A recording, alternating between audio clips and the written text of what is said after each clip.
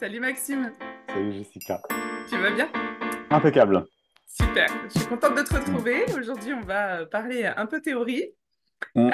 puisque on a décidé d'aller un petit peu creuser sur qu'est-ce que la méditation Mm. et qu'est-ce que la méditation, qu'est-ce que la pleine conscience, voilà, tout plein de mots qui peuvent nous interloquer. Donc Exactement. tu vas essayer de clarifier tout ça pour nos auditeurs et puis pour Ça va moi par être, la même occasion. ça va être limpide, hein. Ça va être limpide. Ouais, Super. ouais. La méditation, c'est devenu un mot un peu passe-partout. Ouais, Et en fait, toutes les méditations ne sont pas des méditations. ok. Tu vois, on peut parler par exemple de relaxation, on peut parler voilà, d'hypnose, on peut parler de sophrologie, on peut parler d'expansion de conscience, on peut parler de gestion du stress. Et globalement, pour faire tout ça, bon, à part l'hypnose et la sophro, c'est vraiment des univers Oui, un peu qui sont plus reconnus un peu spécifiques. plus. Donc voilà. Il n'empêche que ce sont des états modifiés de conscience et que, bon, voilà, on a vite fait de mettre tout ça dans un même sac qui s'appelle Ouais. la méditation.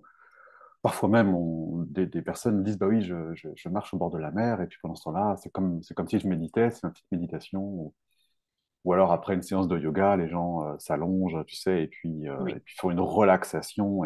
Et là, encore une fois, on dit que, allez, on fait une petite médite, la médite de fin après le yoga. Mhm. Bref, tout ça n'est en aucun cas de la méditation. Voilà, puisque la Mhm. méditation, ça porte un vrai nom, il y a une vraie définition sur la méditation. Ouais. Et c'est un petit peu l'idée de ce podcast, de cette Oui, vidéo, de c'est de mettre de l'ordre. redéterminer les choses. Voilà. Parce qu'en fait, si on ne fait pas de méditation, on n'atteint pas les bénéfices de la méditation. Oui, c'est Et on ça. fait de la méditation pour accéder à la pleine conscience. Et la pleine conscience a pour objectif de vivre Mhm. le moment présent dans sa vie de tous les jours. Et même les Mhm. yeux ouverts, du coup, pas que quand je suis en train de méditer. Ouais. Et donc, si je fais pas de la méditation, je vais jamais réussir à devenir l'observateur de ma vie et accéder à la pleine conscience dans le moment présent. En fait, c'est d'une logique implacable. Donc, il faut commencer par savoir ce qu'est la méditation pour C'est pouvoir ça, pratiquer la méditation, tout pour à pouvoir fait. avoir des résultats, les fameux résultats que promet la méditation. Donc, c'est quoi méditer ou qu'est-ce que Donc, la méditation? donc c'est quoi méditer? Alors, pour ça, il y a un petit schéma que j'ai pré-rempli là, Ouais. qui est un triangle. Alors, pour ceux qui sont en MP3, vous pouvez imaginer un triangle. Ouais. Donc, ce triangle, il y a un sommet et puis il y a une base avec deux points. Ce triangle, il est en plus divisé en trois parties. Il y a une première petite partie, il y a une deuxième petite partie en partant de la base, une première partie en partant de la base, une deuxième partie, et puis une partie, le reste, quoi, le reste du triangle. Comme si on Trois, traçait des lignes horizontales, en fait, comme si dans on le traçait. triangle, Voilà. découpé en trois. La base de ce triangle de la pleine conscience, c'est tout l'univers de la connexion neuronale. À l'intérieur de notre cerveau, en fait, il existe des connexions neuronales. C'est comme ça que ça Mhm. fonctionne. Donc, le neurone se connecte ou se connecte pas. Certains espaces de notre cerveau sont alimentés ou sollicités ou pas. Mhm. Voilà.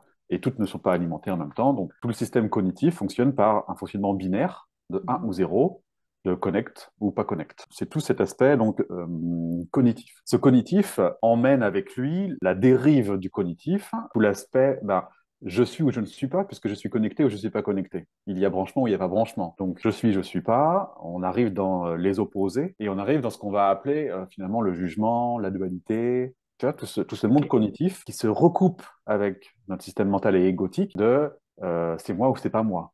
Il y a moi, il y a les autres, il y a j'ai pas, il y a je suis, il y a je suis pas. Tu Mhm. vois? Mhm. On voit très bien le début du problème du mental Ouais. qui se compare, qui met finalement des étiquettes sur tout un tas de Mhm. choses. Donc, est-ce que tu veux dire par là que c'est à ce niveau-là que se joue toute la notion de ce qui existe et ce qui n'existe pas par son contraire, en fait, c'est ça? La notion de Oui, pouvoir voir l'existence de quelque chose comparée à la non-existence de quelque chose. tout à fait, il y a Ok. ça. Et puis, il y a la mise en place d'étiquettes, hein, c'est-à-dire que tout le côté cognitif de ce bas du triangle engendre la dualité, les opposés, la comparaison, D'accord. tu vois? Voilà. Ok. Mais en même temps, c'est très utile, puisqu'on Ouais. a besoin de réfléchir. Enfin, je veux dire, là, si on est en train de se parler et si les auditeurs sont en train de nous écouter, c'est parce qu'ils utilisent hein, ces connexions-là. Mais si on reste là-dedans, on tombe aussi dans l'identité. Et cette identité compare, encore une fois, juge, et puis on tombe dans la dualité, dans les opposés, dans les plus et dans les moins. Et c'est les plus et les moins qui font souffrir un humain. Yes. On continue. Juste au-dessus de cette première phase de connexion, hein, existe une autre phase qu'on appelle les fonctions automatisées. D'accord. Les fonctions automatisées chez un humain, c'est la digestion, par exemple, Mhm. la respiration, Le cœur qui bat. l'équilibre, le cœur qui bat, voilà, toutes ces choses-là. Plein de trucs finalement qui fonctionnent sans qu'on ait besoin d'y mettre de l'effort, ni De de l'énergie, l'attention. ni même de s'en occuper. Mhm. Ok. Et dans la méditation, c'est ça qu'on va chercher à faire. On va automatiser une forme de capacité à faire revenir son esprit à chaque fois qu'il est parti. D'accord. Puisque notre esprit, la problématique, et c'est pour ça qu'on médite, la problématique de notre esprit, c'est qu'il est distrait par tout un tas de, voilà, de perturbations extérieures, de préoccupations, Oui, interne ou externe d'ailleurs. internes ou externes, exactement. Okay, donc la vie, quoi. Et cette vie, elle vient nous titiller, nous perturber. Okay. Et à ce moment-là, on peut soit observer le titillement sans y réagir, donc on devient l'observateur, ou soit on n'est pas en mesure d'observer le titillement sans réagir, et là on succombe au titillement. Et là on tombe dans notre vie, on se prend pour notre vie, et on devient, bah oui, tu te rends compte, moi je vis ça, c'est dur, nanana, et le drama commence. C'est ça. On devient presque nos émotions, nos On devient nos ressentis et tout ça. émotions, on devient notre mental, on devient notre identité, on se prend pour quelqu'un, et on joue un jeu depuis cet espace-là identitaire. Mais c'est complètement faux, puisque je ne suis pas que mon identité, je ne suis pas que mes émotions, je ne suis pas que mon corps. Et pour ça, faut-il être capable de l'observer. C'est ça. Et donc, toute l'idée, c'est d'automatiser cette capacité à observer. Autrement dit, quand j'ai conscience que je ne suis pas mon jugement intérieur et que je peux l'observer, à ce moment-là commence la pleine conscience. Et donc, on arrive à ce troisième étage, le plus grand étage, qu'on appelle donc la pleine conscience. C'est une capacité à être dans un état non conceptuel, donc dans un état de non-connexion neuronale. Ok. Je ne suis pas en train d'émettre des jugements, je suis en train d'observer Mhm. et je peux me contenter d'observer. Ce n'est pas que j'ai pas l'info, j'ai l'info, mais j'arrête d'y succomber ou j'arrête de la commenter ou de la Mhm. juger ou de l'étiqueter. Ça, c'est un état non conceptuel. Hein. C'est ça le moment présent. Ok. Et un état non conceptuel sans effort, c'est vivre le moment présent. Ok. Dès que ma pratique m'emmène dans le sommeil, par exemple, dès que je suis en train de faire l'expansion de conscience, par exemple, dès que je suis en train de réfléchir à quelque chose, par exemple, je ne suis pas en train de méditer. Donc, si je marche sur la plage, par exemple, et que je pense à mes projets, nanana, c'est chouette, j'ai de l'inspiration, ah ouais, je me sens bien et tout, c'est super, sauf que je suis en train de réfléchir. Donc, si je réfléchis, je fais des connexions neuronales. Donc, si je fais des connexions neuronales, je ne suis pas dans le moment présent, je suis dans de la projection. Ouais. D'ailleurs, est-ce que c'est aussi le fait d'être en mouvement qui empêche d'être dans la pleine conscience ou pas Non, forcément? non, non, On peut non, être en non. pleine conscience Ouais, tout en ouais. étant en mouvement. Ok. Voilà, on verra dans un prochain Ouais. épisode, je vous expliquerai tous le sentier de Samatha, qui répertorie 9 étapes par lesquelles passe tout militant avant d'atteindre le Mhm. calme mental et la paix intérieure.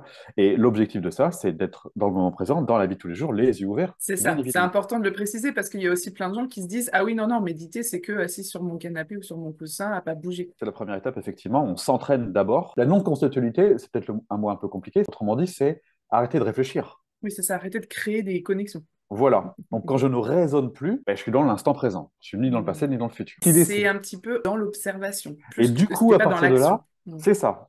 Alors, je peux agir, ça n'empêche pas, mais je suis pas obligé de réfléchir en agissant. Je peux être, ça s'appelle une action inspirée. Et d'ailleurs, c'est pour ça que des fois, on est sur des tâches et qu'on ne voit pas le temps passer et on se dit, waouh, c'est passé super vite. Bah, à ce moment-là, j'étais dans le flux, dans le flow. À ce moment-là, je n'étais pas en train de réfléchir. J'étais Mhm. absorbé par quelque chose. Donc, la réflexion est totalement optionnelle. On a besoin de réfléchir quand on décide de réfléchir. Là, l'idée, c'est d'arrêter d'être aliéné par la réflexion, de voir le nuage passer sans devenir le nuage. Je vois mes pensées qui passent, ok, je peux les utiliser si je le souhaite, mais en aucun cas, je me prends pour la pensée. Mhm. Si je ne me prends pas pour la pensée, je vois la pensée. Et cette pensée, je décide de l'utiliser ou pas, ce qui arrête les réactions automatiques. On me dit quelque chose, pourquoi je devrais réagir en fait? Pourquoi je devrais soit m'emporter, soit pourquoi je devrais être d'accord ou pas d'accord? Pourquoi je devrais en fait ouvrir la bouche et raconter une histoire? Je Mhm. peux aussi tout simplement avoir des informations, et puis j'ai des informations. Et après, en âme et conscience, j'en fais quelque chose ou pas. Oui. Mais j'arrête la réaction automatique. Pourquoi? En plus, généralement, ça me rend bête de réagir.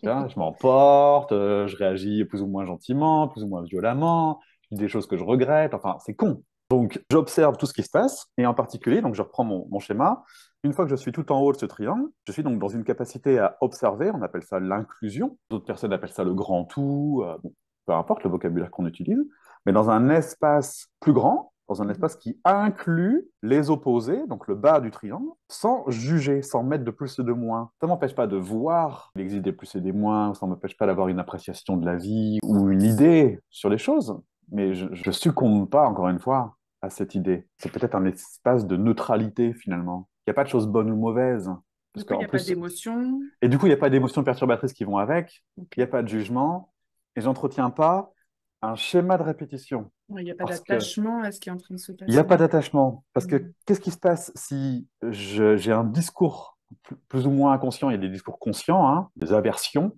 Quand on te dit, tiens, mange des épinards, et tu dis, non, je veux pas des épinards, ok. Donc tu renforces la croyance que tu n'aimes pas les épinards, ok. Et plus tu te dis, j'aime pas les épinards, et plus tu crois que tu n'aimes pas les épinards, ok. Plus quand on t'en propose, tu réfléchis même plus, tu n'essayes même plus de goûter, tu te dis, c'est comme ça et pas autrement. Ça s'appelle une étiquette.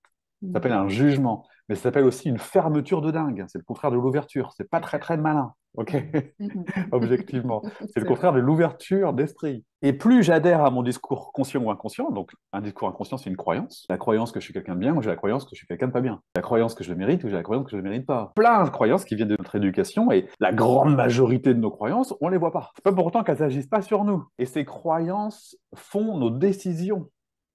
Parce que si j'ai la croyance que je mérite pas, je sais pas moi, cette femme ou cet homme parce que je suis pas assez bien, ben je n'oserais jamais aller la voir, cette personne. Mm. Conséquence de quoi dans ma vie, ben, j'aurai toujours des gens, des amoureux ou des amoureuses qui me conviennent moins parce que j'aurais pas osé aller voir le mieux. Par exemple, fonctionne pareil avec le job. Si j'estime que ce job, j'ai pas les capacités, ben, je vais pas postuler. Mm. Mais qui dit que j'ai pas les capacités? C'est pas parce que j'ai un diplôme ou j'en ai pas. Je veux dire, il y a plein de gens qui sont surdoués, ils n'ont pas de diplôme pour autant. Donc, en Mm. fait, c'est juste, je crois que c'est possible ou je crois que c'est pas possible. Ok. Mais qui dit ça? Eh ben, qui dit ça? C'est un disque à l'intérieur de nous qu'on appelle un conditionnement. Donc, des phrases, des mots qu'on n'entend pas. Un conditionnement. Et la méditation permet de dévoiler ce conditionnement. Parce que quand je suis dans le moment présent, dans l'instant présent, ce disque rayé, je l'observe donc. Et si je l'observe, ça veut dire que j'ai le choix d'y croire ou de ne pas y croire. J'ai le choix d'adhérer ou de ne pas adhérer. Et c'est là que tout change. Mm. Parce que si j'arrête d'adhérer à mes discours de merde, mes discours négatifs et limitants, ben, non seulement je n'embarque plus, mais en plus, je peux les remplacer. Je peux les remplacer par quelque chose qui me convient mieux. Pourquoi devrais-je décréter moi-même que je suis pas apte à faire ceci ou cela? Je veux dire, je peux aussi décréter que je suis apte à le faire. Mm. Mais pour ça, il faut que je puisse voir clair dans mon propre jeu.